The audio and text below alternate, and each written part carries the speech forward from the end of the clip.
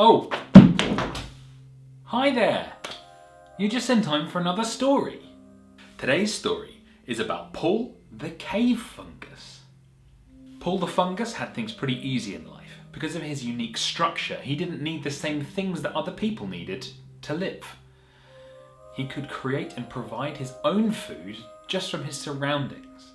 Because of this, a lot of people expected him to be able to just coast through life. And for the most part, he pretty much did.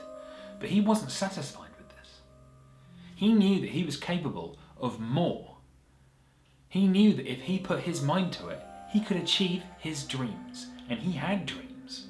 However, in the cave that he lived, there was one person whose shadow he couldn't escape.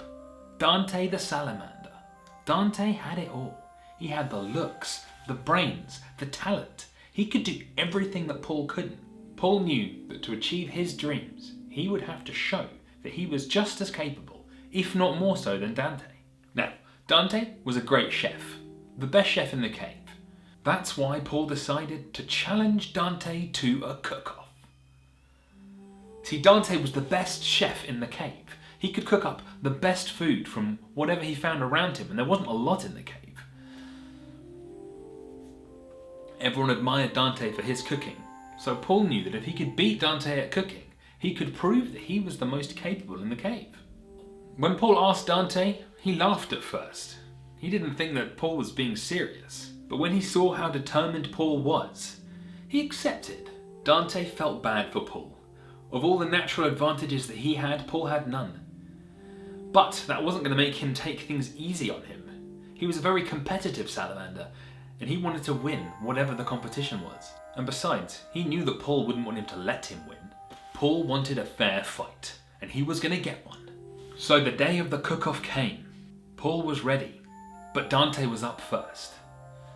He started with an amazing cooked spider, the most deliciously crispy spider legs anyone had ever tasted. He then moved on to jellied worms. He had his own special recipe, and they were just as succulent as you might expect them to be. Next was a fish egg omelette. It was creamy and yet delicate. What a beautiful flavour. And the final coup de grace of the meal, a beautiful lasagna. Well, by the time everyone had finished eating the meal, they were feeling pretty contented. It's one of the best meals they'd ever had in their lives. But it was Paul up next, and he knew that he had to pull out all the stops to win.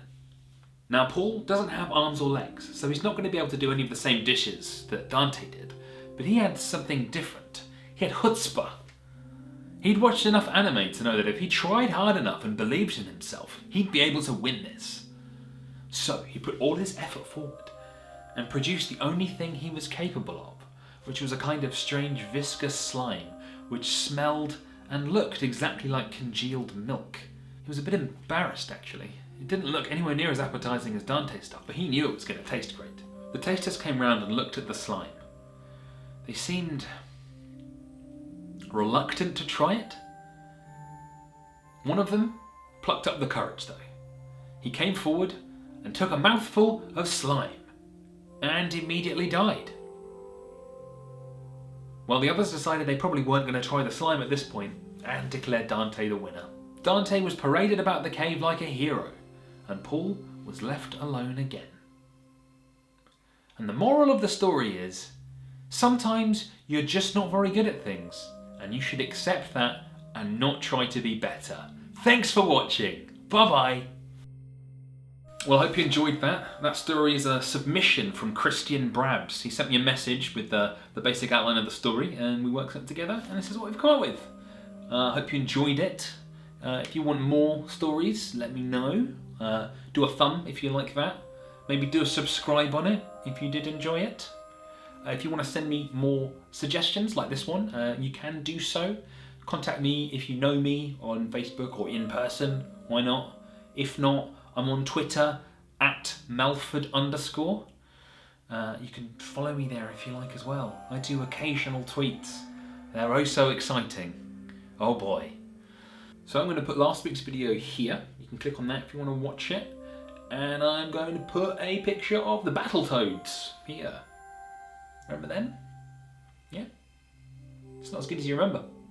No, that game was rubbish. See you later.